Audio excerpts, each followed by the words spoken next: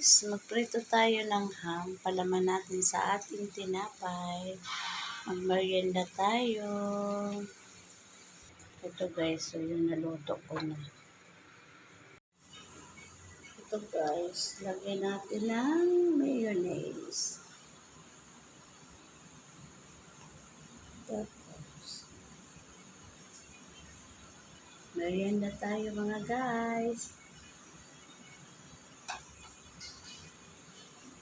Ito guys, patas ko maglinis.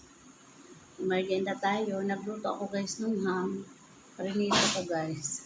Kanina habang naglilinis ako pala guys, nag-vacuum. Ang ginawa ko, inano ko, dinipros ko sa microwave yung ham kasi ang tigas. So ito, ito yung dalawa kong apo. Yung isa kong apo, naglalakad sila sa labas. Hindi ako ng kape guys. Parang gusto ko magkape. Ano ka dito, juice? Yung dalawa kong apo. Ito yung isa kong apo, kagigising lang. Ayan o. Kami muna tatlo ng merienda. Ayan. Sarap po yan. Nilagyan mo mayonnaise. Nilagyan mo. Dapat nilagyan mo mayonnaise. Masarap po. Si mama na maglagay, bebe. Ayan mo na mayonnaise. Ayan. I love mayonnaise. Tapos, lagyan mo ng ham. Ito malaki. Ay, ito na ham din. Para dalawa.